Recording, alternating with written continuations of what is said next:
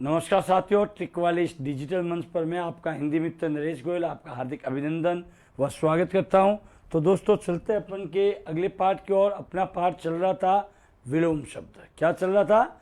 विलोम शब्द। तो देखिए दोस्तों, विलोम शब्द में अगला पॉइंट आता है आपका ग्रस्त। क्या आता है? ग्रस्त। देखिए, ग्रस्त का अर्थ होता है जो व्यक्ति अपने घर परिवार के साथ रहता है, पत्नी, बच्चे, माता पिता, वो सारे, वो होता है ग्रस्त जीवन। और जब हम इन सबको छोड़ देते हैं तो ये हो जाता है क्या? सन्यासी। सन्यासी का तात्पर्य है जिसने सब मोह माया, अपने रिश्ते सब त्याग दिए हैं, वो क्या कहलाएगा? सन्यासी। अब देखिए, इसके बाद अगर अपन चले आगे तो दोस्तों, ये होता है गृहीत। गृहीत का अर्थ होता है एकत्रित करना। और जब उसको हम करते हैं त्यक्त, त्यक्त बोले तो त्यागना। क्या हो जाता है? त्यागना। ये ध्यान रखना। उसके बाद में आता है गेय। देखिए, जो शब्द है हमारा गेय, गेय, तो गेय की जब हम बात करते हैं,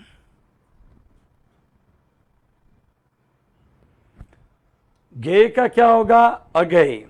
एक बात विशेष ध्यान रखें कि इसके अंतर्गत हमारा जो पॉइंट बना है गेय, गेय का अर्थ होता है गाया जाने योग्य।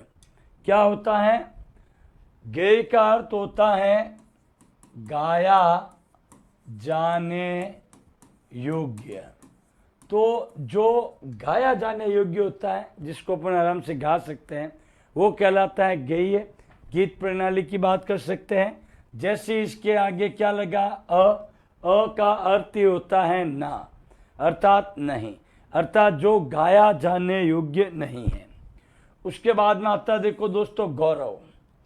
गौरव का अर्थ ही होता है आपके कि भी कोई कार्य अपन करते हैं जिससे हमें गौरव हो, अभिमान हो, तो उसका हो जाएगा क्या? लाघव।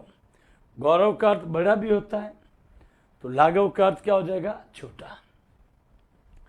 अब आता है देखो ग्रामीण। ग्रामीण का अर्थ होता है गांव में रहने वाला। ग्रामीण का अर्थ क्या होता है? गांव में रहने वाला। वो होता है क्या? ग्रामीण। और जिसका संबंध किससे हो? शहर से, उसको कहते हैं शहरी। और उसको नागरिक भी कहते हैं। क्या कहते हैं? नागरिक। अब आता है देखो गोचर। गोचर का मतलब होता है गायों के चरने का स्थान। गो का अर्थ होता है गाय, चर बोले तो चरना। और जहाँ गायों के चरने का स्थान ना हो, वो हो जाता है क्या? अगोचर। क्या हो जाता है? अगोचर। क्योंकि अ उपसर्ग आते ही बोध हो जाता है कि इसका अर्थ किससे निकलेगा? ना से। नेक्स्ट आता है देखो ग्रस्त। ग्रस्त का अर्थ होता है बंधन युक्त, जकड़ा हुआ। और ग्रस्त जब बंधन से आजाद हो जाते हो तो उसको कहते हैं क्या? मुक्त। क्या कहते हैं? मुक्त। अब देखिए ग्राम्य। ग्राम्य बना है गांव से। किससे बना है? गांव से। और ग्राम्य का हो जाएगा नागर या नगर। नागर या नगर। नगर का मतलब नगर से बना है नागरिक, ये ध्यान रखना। ग्राम्य बोले तो ग्राम्य। अब आता है ग्राह्य। ग्राह्य का मतलब होता है खाने योग्य। ग्राह्य का अर्थ क्या होता है? खाने योग्य। और जिसके आगे उपसर्ग अ लग जाए तो अ का अर्थ ही क्या होता है? ना से। अ का अर्थ क्या होता है? ना से। ना बोले तो नहीं, अर्थात जो खाने योग्य नहीं है, या फिर इसको त्याज्य भी कहते हैं। क्या कहते हैं? त्याज्य। अब देखो उसके बाद में आता है हमारा क्या? ग्रीष्म। ग्रीष्म का अर्थ होता है गर्मी। और शीत, शीत का अर्थ होता है सर्दी। तो गर्मी का विलोम शब्द क्या होगा? सर्दी होगा।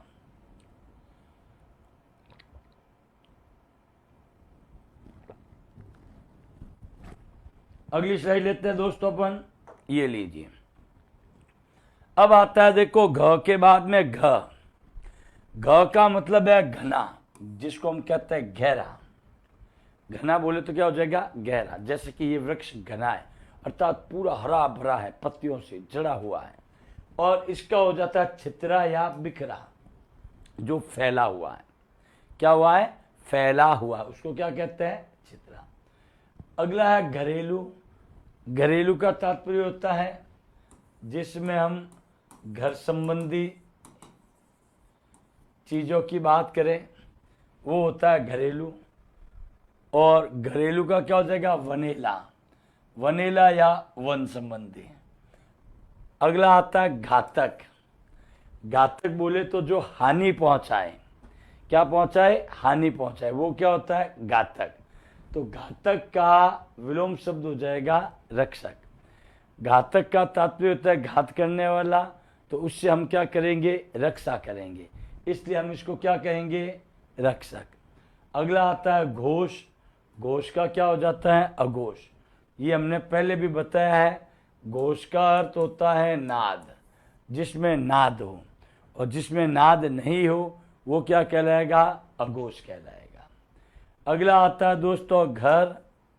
घर का क्या हो जाएगा, बाहर। घर बोले तो अंदर, बाहर बोले तो बाहर। और यहाँ पे इसको बेघर भी कहते हैं। बेघर का अर्थ होता है बिना घर के। क्या होता है, बिना घर के। अगला आता है दोस्तों घात। घात का क्या हो जाता है, प्रतिघात। चारों ओर से घात लगा के बैठे हैं, क्या है, चारों ओर से घात लगा के बैठे हैं। देखिए घृणा। घृणा का तात्पर्य है हीनता से, अर्थात हीन भाव से। और जब हम घृणा का विलोम करेंगे, एक तो अपन उनसे हीन भावना रखते हैं, उसी का विपरीत हो जाता है प्रीति अर्थात प्रेम। क्या हो जाता है, प्रीति ऑब्लिक प्रेम, दोनों एक कहते हैं। प्रीति का अर्थ क्या होता है, प्रेम होता है। तो दोस्तों यहाँ अपन देख सकते हैं कि जैसे किसी चीज,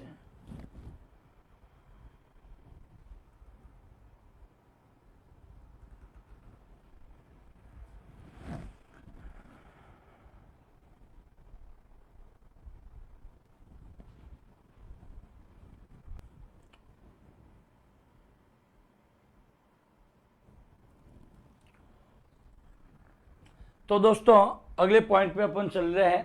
अगला आता है हमारा च से। देखो क ख घ घ पूरे हो चुके हैं, अब आता है च से। चूंकि दोस्तों पंचमा अक्षर जो है क का, उससे किसी भी शब्द की शुरुआत नहीं होती, इसलिए अगला पॉइंट आता है हमारा च। देखिए च, च से पहला जो शब्द हमारे सामने आता है वो आता है चंचल का। किसका आता है, चंचल। यहां देखिए ध्यानपूर्वक, चंचल। चंचल का क्या हो जाता है, शांत या स्थिर।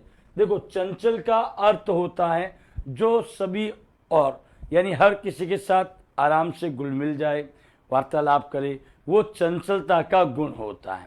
और शांत बोले तो ना किसी से बात करना, अपने आप में प्रसन्न, स्थिर। तो चंचल का क्या हो जाएगा, शांत या स्थिर। अब देखो चतुर। चतुर का मतलब वही चालाक से होता है, जबकि इसका मूड या मूर्ख। ध्यान रखना कि हरिवंश राय बच्चन ने कहा था कि फिर मूड ना क्या जो जग भी गाए, मैं अपना राग बनाता। अगला आता है चंद्रकांता। चंद्रकांता से तात्पर्य चांद से है, और चांद बोले तो पूर्णिमा। पूर्णिमा में चांद पूरा नजर आता है, और इसका विलोम हो जाता है अमावस्या। तो पूर्णिमा कहूँ चाहे चंद्रकांता कहूँ एक ही है। तो इसका जो विलोम शब्द है वो क्या है, अमावस्या है। उसके बाद में आता है चपल। क्या आता है, चपल। चपल की जब हम बात करें दोस्तों, तो चपल का हो जाएगा गंभीर। चपल का क्या हो जाता है, गंभीर हो जाता है दोस्तों। और चपल की जब हम बात करते हैं तो ये देखिए चपल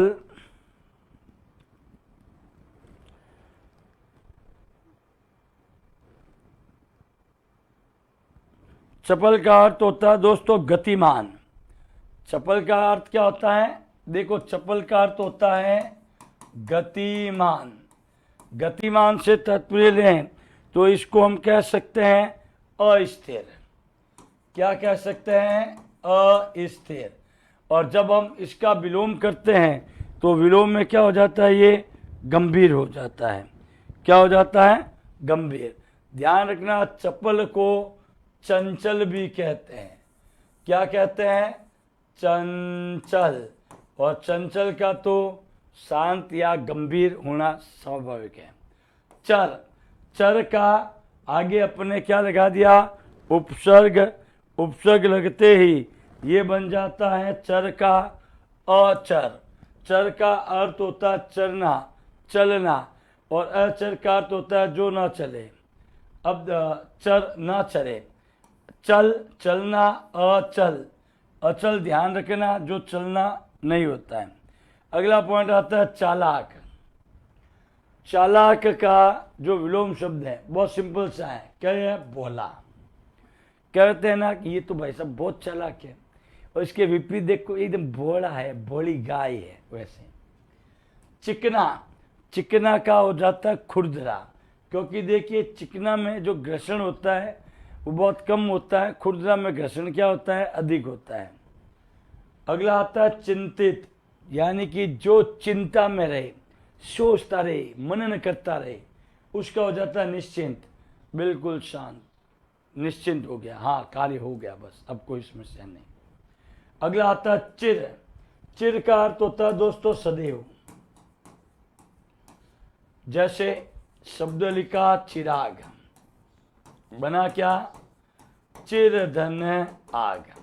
चिर बोले तो सदैव, जिसकी आग क्या रहती है? सदैव, यानी कि सदैव प्रकाशमान रहता है, इसीलिए हम कहते हैं कि ये हमारे घर का चिराग है। उसी प्रकार इसका विलोम में आगे क्या लगा दिया? अधन चिर, यानी कि अ बोले तो न, जो सदैव ना हो वो क्या होता है? अचिर। क्योंकि ध्यान रखना दोस्तों कि जन्म का जो कटु सत्य है वो है मृत्यु। क्या है? मृत्यु है, जो अचर है।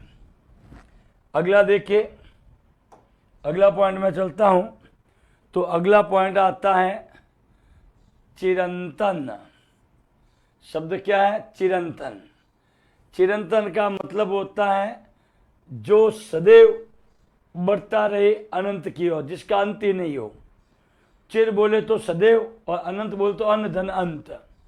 तो इसका पॉइंट होगा आपका क्या? नश्वर। क्या होगा? नश्वर। नश्वर का अर्थ होता है समाप्त होने से, जिसका कभी अंत ना हो, अनंत तक चलेगा, सदैव चलता रहेगा, लेकिन उसका एक निश्चित समय आ जाएगा, समापन हो जाएगा, वो होता है नश्वर। अगला देखो चिरायु। चिरायु का अर्थ होता है चिरधन आयु। देखिए दोस्तों, चिरधन आयु की जब हम बात करते हैं तो चिरायु होता है। ये देखिए पॉइंट क्या हमारा? चिरधन आयु, जिसकी आयु लंबी हो, जिसकी आयु क्या हो? लंबी हो, सदैव जीवित रहे, वो क्या होता है? चिरायु। और चिरायु का विलोम हो जाएगा अल्पायु। और अल्पायु की बात करें तो अल्पधन आयु, अर्थात जिसकी आयु क्या होगी? कम होगी दोस्तों। क्या होगी? आयु कम होगी, वो होगा है अल्पायु। अगला पॉइंट आता है दोस्तों इसका चेतन। चेतन को जड़ भी कहते हैं, अचेतन भी कहते हैं। चेतन बोले तो सजीव, अचेतन बोले तो निर्जीव। अगला देखो चेतना। चेतना का क्या हो जाएगा? मूर्छा। चेतना वही जीवित, मूर्छा बोले तो निर्जीव। नेक्स्ट आता है चोर। तो चोर का तो अर्थ आप समझते ही हो, जो चोरी करने का काम करता है वो क्या कहलाता है? चोर। और जो चोरी ना करे वो क्या होता है? साहूकार। इसीलिए दोस्तों एक लोकोक्ति के अंतर्गत कहा गया है कि पकड़ में आए वो चोर, अन्यथा साहूकार। अब देखो च के बाद अगला पॉइंट मैं लेता हूं च के बाद आता है छ, च के बाद क्या आता है, छ आता है दोस्तों। छ से बनता है आपका छद्दम। क्या बनता है, छद्दम। ध्यान रखें, जब हम बात करें छद्दम की, किसकी बात करें, छद्दम की, तो छद्दम का अर्थ होता है दोस्तों झूठा। छद्दम का अर्थ क्या होता है, झूठा। इसको हम नकली भी कह सकते हैं, इसको हम बनावटी भी कह सकते हैं। छद्दम का अर्थ क्या होता है, झूठा, नकली या बनावटी। बनावटी को हम दिखावटी भी कह सकते हैं। क्या कह सकते हैं, दिखावटी। तो इसका क्या हो जाता है, व्यक्त। व्यक्त से तात्पर्य सत्य से लिया जाता है, सच्चा से लिया जाता है, यथार्थ से लिया जाता है।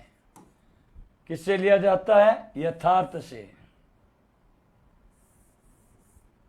इसको दिखावटी कहते हैं अपन, दिखावटी। और इसका हो जाएगा यथार्थ से। किससे हो जाएगा, यथार्थ से। तो देखिए अगला होता है छल। छल का तात्पर्य होता है कि जब हम किसी कार्य के लिए हम उसके साथ झूठ का प्रयोग करते हैं, अपने स्वार्थ को साधते हैं, वही क्या होता है दोस्तों, छल होता है। और छल का विलोम शब्द हो जाता है निश्छल। ये बन जाता है निस धन छल। निष्का अर्थ होता है बिना। निष्का अर्थ क्या होता है दोस्तों, बिना, अर्थात बिना छल के। अगला आता है छली। तो छली का भी क्या, वही निश्चल है। अगला है छाया। छाया बोले तो छांव से, जैसे घना वृक्ष होता है और गर्मी में दोस्तों उस घने वृक्ष के नीचे उसकी जो बढ़िया ठंडी ठंडी छाया होती है, वहाँ आराम करना एक अपने आप में अलग ही एहसास होता है गर्मी में। और वही छाया का क्या हो जाता है, धूप। दोपहर की कड़ी धूप में जब अपन चलते हैं तो ऐसा प्रतीत होता है कि सूर्य देवता अपना तांडव हमारे ऊपर ही मचा रहे हैं। अगला आता है छिन्न। छिन्न में तो सीधा सा है, अछिन्न हो जाएगा। क्या हो जाएगा, अच्छिन्न। तो अच्छिन्न के अंतर्गत अप्रयोग हो गया। छूत। छूत की बीमारी होती है स्पर्श वाली बीमारी, टच करना, स्पर्श करना, वो होता है छूना। तो छूत का क्या हो जाएगा, अछूत। अ उपसर्ग आते ही बोध हो जाता है। अ किसका प्रतीक है, न का। अर्थात जिसे हम स्पर्श ना करें, जिसे हम छुए नहीं। जैसा कि मैंने कहा था कि दोस्तों छूत की बीमारी, तो छूत की बीमारी के अंतर्गत क्या होता है कि हम किसी के संपर्क में आते हैं, स्पर्श करते हैं, तो वो बीमारी हमें भी लग जाती है, इसीलिए उसको छूत की बीमारी कहते हैं।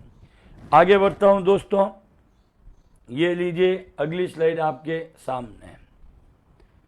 अगली स्लाइड है दोस्तों अब आपके ज से, च छ, उसके बाद आता है ज।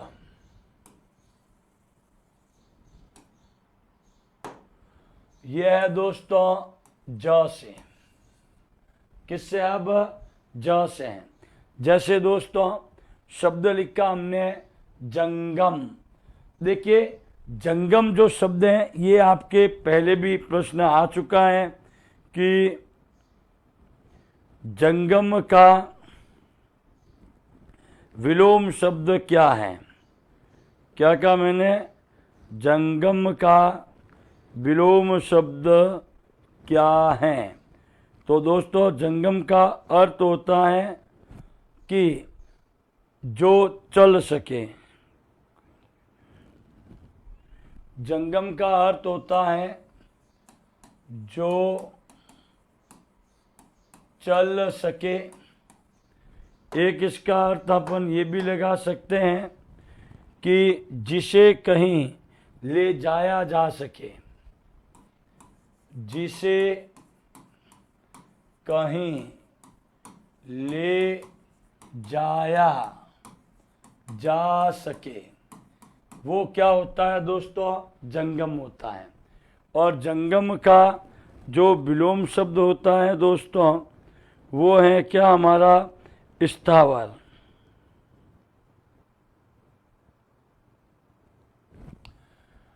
स्थावर का जो अर्थ होता है वो होता है कि जो स्थिर रह सके।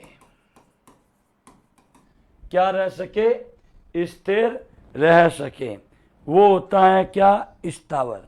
हालांकि दोस्तों शब्द से भी पता चल जाता है, जैसे हमने जो लिखा है जंगम, जंगम का अर्थ हमने क्या लिखा? जो चल सके, यानी कि चाल्यमान है। इसका दूसरा अर्थ का कि जिसे कहीं ले जाया जा सके। और जबकि स्थावर, देखो स्थावर, स्थावर जो स्थिर रह सके, अर्थात जो चलेगा ही नहीं, तो चलेगा नहीं, इसका विलोम हो गया। अब होता है जटिल। जटिल का अर्थ होता है दोस्तों कठिन से। जटिल का अर्थ क्या होगा? कठिन से। कोई भी कार्य होता है सबने जटिल कार्य किया है, और जटिल का क्या हो जाता है? सरल, एकदम सीधा साधा। उसके बाद में आता है जन्म। जन्म का इसका समझाने की जहाँ तक मेरा ख्याल है आवश्यकता नहीं होनी चाहिए दोस्तों, क्योंकि जन्म का सीधा सा पता चलता है क्या? मृत्यु। अब देखो एक आती है जयंती। जयंती का अर्थ होता है आपके जन्म तिथि। जो जन्म तिथि होती है, यानी कि जो जन्म दिनांक होती है, उसको तो हम मनाते हैं जयंती से। जैसे कि कोई भी हमारे लोक देवी देवता हैं, इसके अतिरिक्त अगर हम बात करें, कोई भी महानुभव होता है तो उसके जो जन्म तारीख के साथ आज वो 50 साल के हो गए तो हम उसकी जयंती मना रहे हैं। क्या मना रहे हैं? जयंती मना रहे हैं। जबकि इसके विपरीत अगर मैं चलूँ दोस्तों, तो देखो ये होती है पुण्यतिथि। पुण्यतिथि होती है मृत्यु की तिथि को, मृत्यु तिथि। तो जब मृत्यु की तिथि आती है तो हम उसको पुण्यतिथि कह के, आज हम 5वीं पुण्यतिथि में याद कर रहे हैं, अगले साल 6ठी होगी, फिर 7वीं होगी, फिर 8वीं होगी, इस प्रकार से। तो जन्म और मृत्यु। अगला है जल। जल को हम थल या स्थल भी कह सकते हैं। क्या कह सकते हैं? थल या स्थल। देखो भारतीय सेनाएं 3 हैं। अगर मैं बात करूं, देखिए भारतीय सेना की, तो इसमें आता है जल, थल, नभ। जल बोले तो पानी की जो है ही है, थल बोले तो जमीन की, नभ बोले तो आकाश की। तो जल का जो विलोम शब्द होता है वो क्या होगा? थल से होगा। जागृत। जागृत का अर्थ होता है जगना। जागृत का अर्थ क्या होता है? जगना, अर्थात जागा हुआ है। सुप्त बोले तो सोया हुआ है। सुप्त का अर्थ क्या होता है? सोया हुआ। जैसे कि ए विप्लव के बादल। विप्लव के बादल में कवि ने कहा है कि हे बादल, जब तुम गरजते हो तो पृथ्वी में सोए हुए बीज, यानी कि सुप्त बीज, वो क्या करते हैं? जागृत होने का कार्य करते हैं। अगला देखो जीत। जीत का तो भाई सीधा सा बोध होता है, क्या होता है? हार। जीत बोले तो किसी चीज को जीतना, और जब अपन उस जीत से दूर हो जाए, अर्थात उसका विपरीत हो जाए, तो जीत का क्या हो जाएगा दोस्तों? हार हो जाएगा। क्या हो जाएगा? हार हो जाएगा। अगला देखो जंगली। जंगली का अर्थ होता है जंगल में। जंगल, जंगल में रहने वाला। और जंगल में रहने वाला होगा, उसके ऊपर किसी भी प्रकार का अनुशासन नहीं होगा। क्या नहीं होगा? अनुशासन नहीं होगा। जबकि जंगली का होता है पालतू या घरेलू। पालतू आते ही उसमें अनुशासन की भावना आ जाएगी। अगला आता है जड़। जड़ बोले तो मृत, चेतन बोले तो जीवित। जय। जय का विपरीत हो जाएगा पराजय। परा उपसर्ग है, परा आपका क्या है? उपसर्ग है।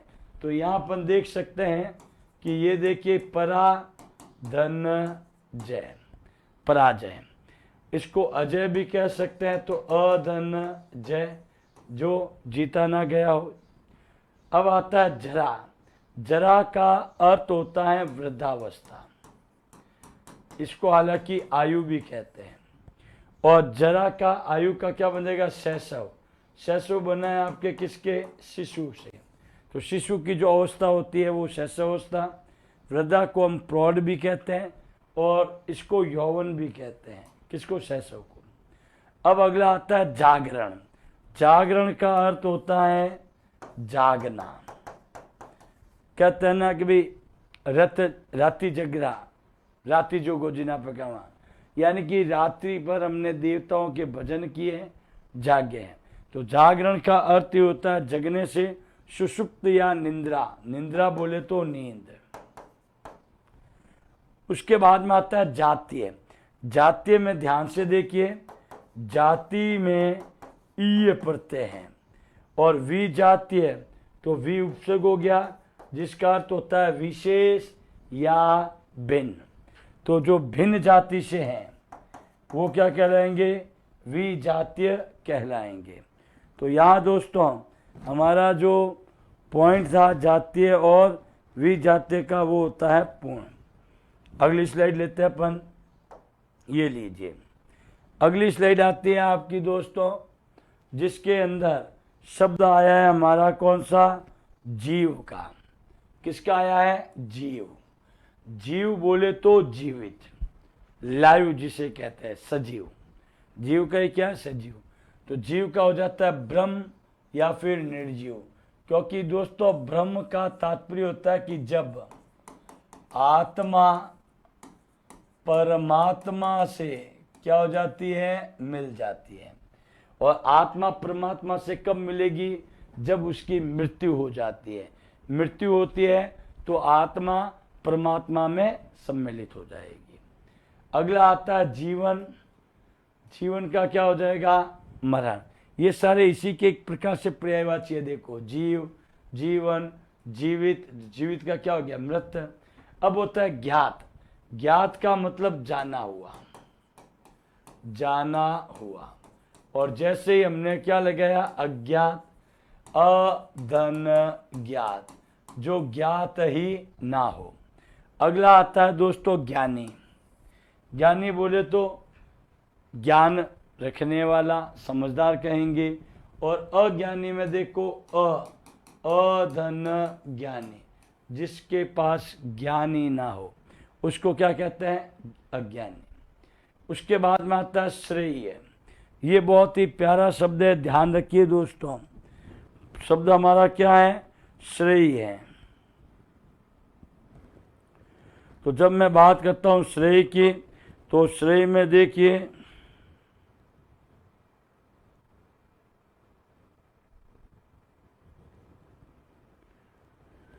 श्रेय का अर्थ होता है दोस्तों, ये देखो श्रेय। श्रेय का अर्थ होता है उत्तम।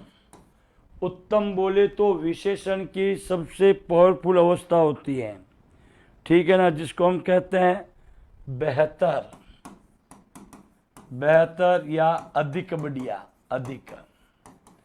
उसका जो विलोम शब्द है हमारे सामने वो आता है दोस्तों अर्य। क्या आता है, ध्यान से देखो, शब्द आता है अरय।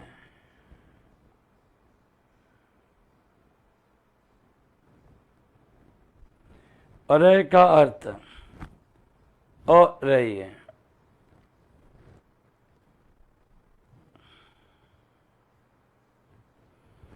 इसका अपन ये भी देख सकते हैं दोस्तों,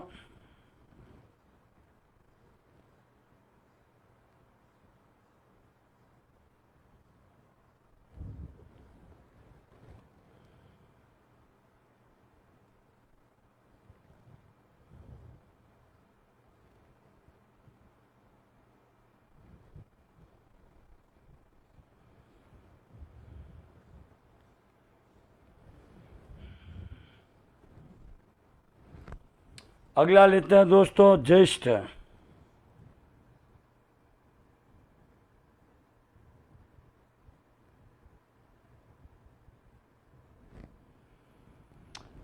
जब हम बात करते हैं ज्येष्ठ की,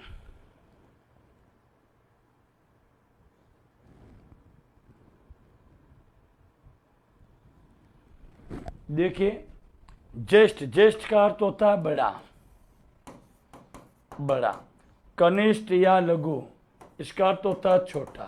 जैसे मैंने कहा ज्येष्ठ भ्राताश्री, ज्येष्ठ बोले तो बड़े भाई, और कनिष्ठ बोले या लघु बोले तो छोटा। ज्योति, ज्योति का अर्थ होता है दोस्तों प्रकाश। और तम, तम का अर्थ होता है अंधेरा। क्या होता है? अंधेरा। इसीलिए ज्योति और तम, तम देखिए, तम को हम निशा भी कहते हैं, अंधेरा। ज्योतिर्मय, तो ये हो जाएगा तमसो में।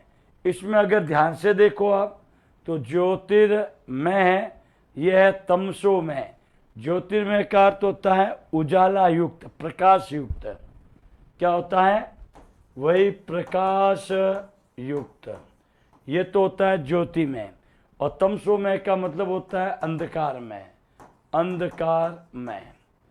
ठीक है। अब आता है ज्वार। ज्वार का क्या हो जाता है? भाटा। भाटा बोले तो पत्थर नहीं है, ये ध्यान रखना।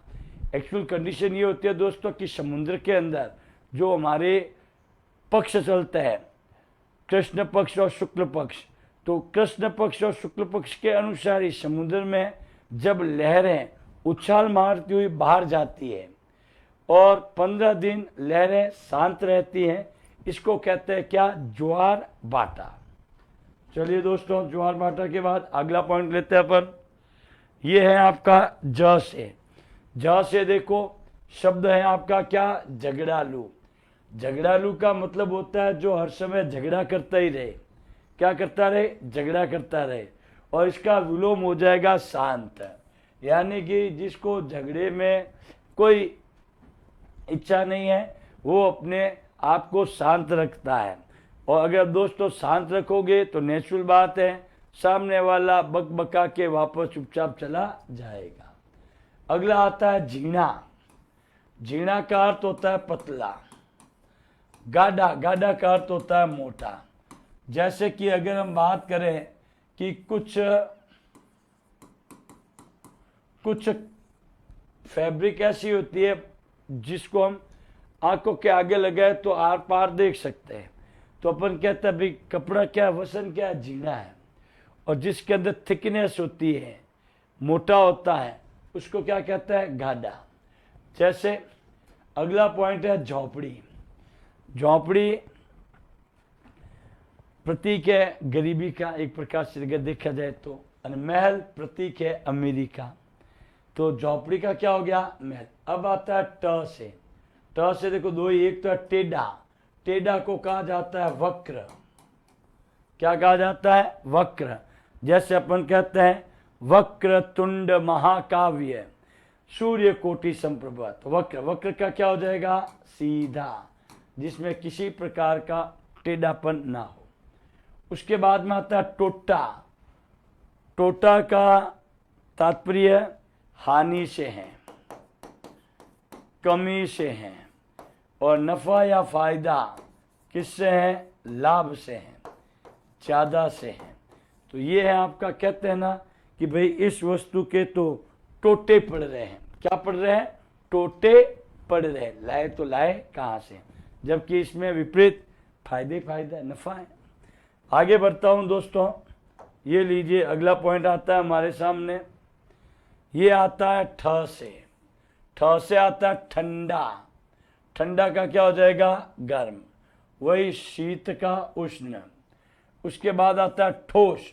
ये होती है पदार्थ की अवस्था है। तो जो ठोस है, क्योंकि इसमें जो कण होते हैं वो नज़दीक नज़दीक होते हैं, हार्ड कहते हैं इंग्लिश में इसको। तो ठोस का क्या हो जाता है? तरल। तरल बोले तो लिक्विड। अगला पॉइंट आता है दोस्तों ड से। ड से आता है डरपोक।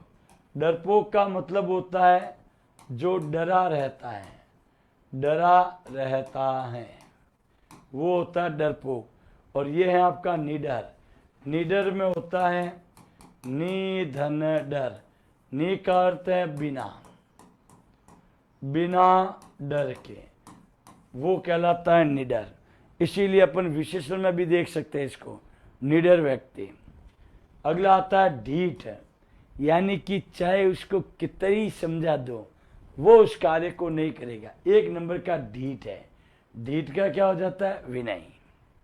विनय के साथ बिल्कुल कृपया मेरे ये सामान दीजिए, ये विनय की बात है। ढीठ, सामान देता हूँ, अरे दे दे भाई, अरे देता हूँ, अरे अब तो दे दे, अरे दे रहा हूँ। और ढीठ है, काम का ना काज का, ढीठ। अब देखिए अगले पॉइंट को हम अग्रसित होते हैं दोस्तों। ये लीजिए अगला पॉइंट हमारे सामने आ चुका है और अब आता है हमारा त से। किससे आता है दोस्तों?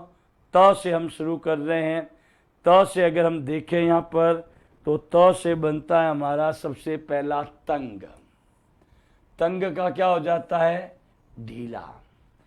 तंग का तात्पर्य टाइट से है। इसको अपन इंग्लिश में क्या कहते हैं? टाइट। और ढीला को इंग्लिश में कहते हैं लूज। यानी कि तंग से तात्पर्य अपन ले सकते हैं जकड़ से। किससे ले सकते हैं? जकड़, जिसको अपन कहते हैं ग्रिप है। ढीला जिसमें जकड़ ना हो, वो होता है ढीला। इसलिए कभी कभी कहते हैं कार्य करते समय अगर कोई बच्चा सही प्रकार से कार्य नहीं करे तो अपन कहते हैं अरे क्या ढीला ढाला चल रहा है, थोड़ा टाइट चल। अगला देखिए, अगला आता है तटस्थ। तटस्थ, तटस्थ का अर्थ होता है दोस्तों कि किसी का विशेष पक्ष ना लेना। किसी का विशेष पक्ष ना लेना, वो होता है तटस्थ। क्योंकि दोस्तों जो सत्य होगा हम उसका साथ देंगे, हमारे लिए दोनों क्या है? एक समान है। लेकिन सत्य सत्य रहेगा, झूठ झूठ रहेगा। क्योंकि इसका हो जाता है पक्षधर या अतटस्थ। अतटस्थ का मतलब भी क्या होता है? अधन तटस्थ। जब आप किसी विशेष का पक्ष ना लेकर लेने लग जाओ तो देखो अतटस्थ, किसी का पक्ष लेना वो होता है तटस्थ। हाँ वो एक ही बात है। पक्षधर किसी का पक्ष धारण करना, अतटस्थ वही बात है। अधन तटस्थ कहते किसी विशेष पक्ष, ये लिख दो आप, किसी विशेष पक्ष को ले लो आप, किसी विशेष पक्ष को ले लो, ये किसी विशेष पक्ष से हो जाएगा। जब विशेष पक्ष के ना होगा तो वो क्या हो जाएगा? तटस्थ। जैसे दोस्तों अगर हम बात करें, ये लीजिए शब्द है हमारा तटस्थ।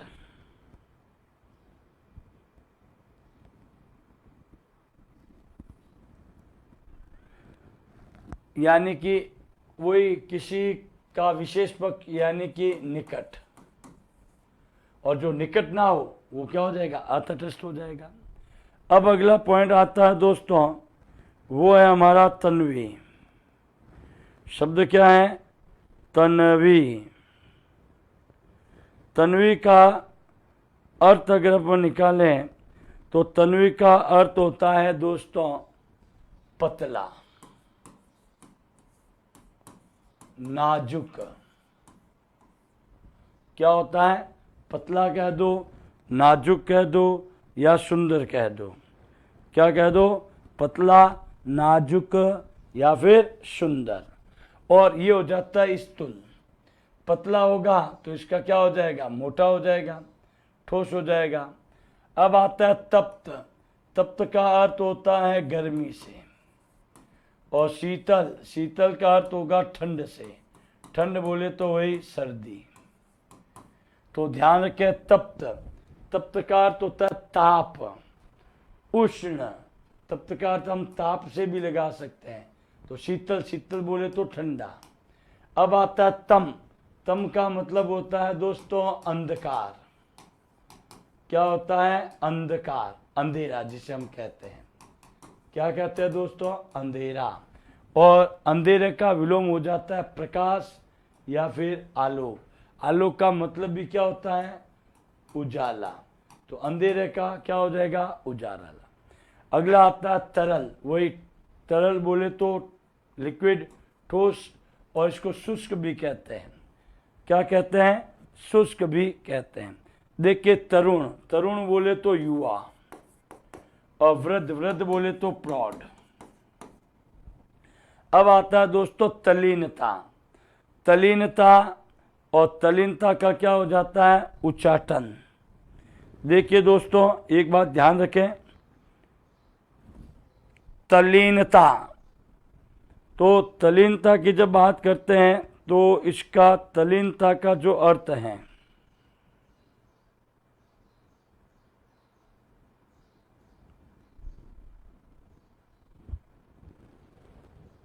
ये देखिए शब्द है हमारा तल्लीनता।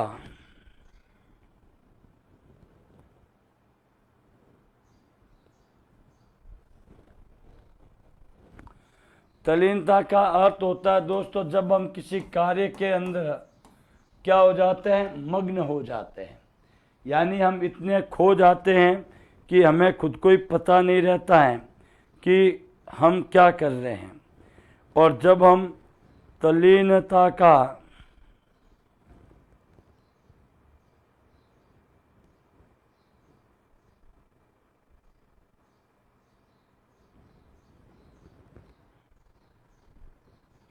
वही ध्यान मग्न हम कह सकते हैं दोस्तों।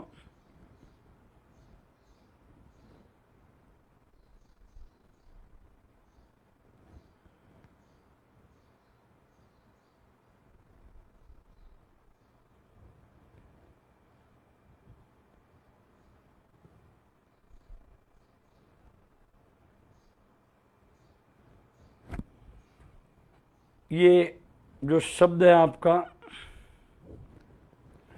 उच्चाटन,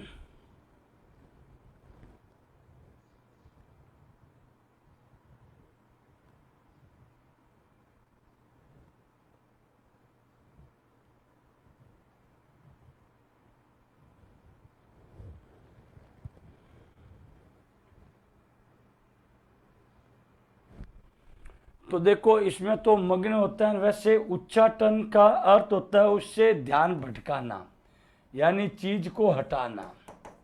तो जैसे ही ध्यान भंग हो जाएगा तो वो किस में कन्वर्ट हो जाएगा? उच्चाटन में। अगला देखो शब्द है आपका क्या? ताजा। ताजा को इंग्लिश में कहते हैं फ्रेश, यानी एकदम वो चीज एकदम अच्छी है। बासी, बासी बोले तो पड़ी हुई चीज है ये। अगला आता है ताना। ताना का क्या हो जाता है? बाना। कहते हैं ना कि उसका ताना बाना बूंद रहे हैं। अब आता है ताप। क्या आता है? ताप, वो तप से है, तो शीत, शीत का ठंड से है। शब्द है तामसिक। तामसिक गुण होते हैं। तामसिक का क्या हो जाएगा? सात्विक। तामसिक का क्या हो जाएगा? सात्विक हो जाएगा दोस्तों, ध्यान रखें। अगला आता है तिक्त। तिक्त का क्या हो जाएगा? मधुर। तिक्त का क्या हो जाएगा? मधुर हो जाएगा दोस्तों। चलिए अगली पॉइंट पे हम चल रहे हैं। अगला पॉइंट आता है दोस्तों तिमिर। तिमिर का तात्पर्य किससे होता है? अंधकार से। तिमिर का तात्पर्य किससे? अंधकार से। और अंधकार का क्या है? अंधकार। और प्रकाश बोले तो उजाला से, रोशनी से। शब्द है तिरस्कार। जब हम किसी व्यक्ति को नजरअंदाज करते हैं, क्या करते हैं? नजरअंदाज। वो कहता है, देखो नजरअंदाज करना, नजरअंदाज करना, वो होता है क्या दोस्तों? तिरस्कार। क्योंकि हम उसको क्या कर रहे हैं? छोड़ रहे हैं। और इसी तिरस्कार का जब हम करते हैं सत्कार, क्या करते हैं? सत्कार, यानी कि आदर के साथ, तो वो क्या बन जाएगा? सत्कार। तिरस्कार का अर्थ त्यागना होता है, सत्कार का मतलब आदर करना होता है। तिरस्कृत वही समादृत। अब होता है तीक्ष्ण। तीक्ष्ण बोले तो तीखा, कुंठित बोले तो भोटा। तीव्र, तीव्र का अर्थ होता है दोस्तों तेज। मंद, मंद का अर्थ होता है धीरे। तो तेज का क्या हो जाएगा? मंद हो जाएगा, धीरे। जैसे दोस्तों अपन ये कहते हैं कि मंद मंद हवा बहती है। अगला आता है तुच्छ। तुच्छ का अर्थ होता है दोस्तों निम्न। और महान, महान बोले तो ऊंचा। शब्द है तृषा। तृषा का क्या होता है? तृप्ति। ध्यान रखें दोस्तों कि जब हम प्रयोग करते हैं तृषा का, किसका कर रहे हैं? तृषा शब्द है हमारा तृषा। ये देखिए, तृषा का अर्थ होता है प्यास। तृषा का अर्थ क्या होता है? प्यास। इसको हम अभिलाषा भी कह सकते हैं। और तृप्त, तृप्त का तात्पर्य जब हमारी वो अभिलाषा या प्यास पूर्ण हो जाती है तो हम कहते हैं तृप्ति का एहसास। किसका एहसास? तृप्ति का एहसास। अगला आता है तुकांत। तुकांत का अर्थ होता है तुक धन अंत। तुकांत के अगर टुकड़े करता हूं मैं तो ये बनता है तुक धन अंत, जिसके अंत में तुक बैठे। यानी कि जैसे कि काव्य के अंदर जो छंद होते हैं दोस्तों, तो राम नाम की लूट है, लूट सके तो लूट, अंत काल पछताएगा जब प्राण जाएंगे छूट। तो लूट त पीछे, छूट में ट है, तो इसको कहते हैं तुकांत। और जब अतुकांत करते हैं तो नाम से ही पता चलता है अधन तुकांत, यानी कि जिसके अंत में तुक नहीं होता है उसको हम कहते हैं मुक्तक काव्य। क्या कहते हैं दोस्तों? मुक्तक काव्य। अब होता है तुलनीय। तुलनीय का अर्थ होता है जो तुलना के योग्य हो। तुलना के क्या होते हैं? ये योग्य होते हैं, योग्य होते हैं, वो होते हैं तुलनीय। और अ लग गया उपसर्ग, अर्थात जिसकी तुलना ही नहीं की जा सके। क्या नहीं की जा सके? तुलना ही नहीं की जा सके, वो होता है अतुलनीय। क्या होगा? अतुलनीय होगा। तो दोस्तों आगे पॉइंट चलते हैं अपन। तृष्णा। तृष्णा का मतलब वही प्यास से होता है। ये होता है वितृष्णा। वि बोले तो विशेष या भिन्न। वितृष्णा शब्द है तेजस्वी। तेजस्वी का अर्थ होता है जिसमें तेज हो, चमक हो, चेहरे पर आभा हो, और उसका हो जाता है निस्तेज, बुझा चेहरा। निस धन तेज, बिना तेज का, क्योंकि निस का अर्थ होता है, ये देखो, निस धन तेज, बुझा बुझा रहता है। त्यक्त, त्यक्त का अर्थ होता है त्यागा हुआ। और गृहित, गृहित का वही है आपका ग्रस्त से। त्याग, ग्रहण, वही देखो, त्यागी, सब चीजें त्याग करने वाला होता है, वो होता है क्या? त्यागी।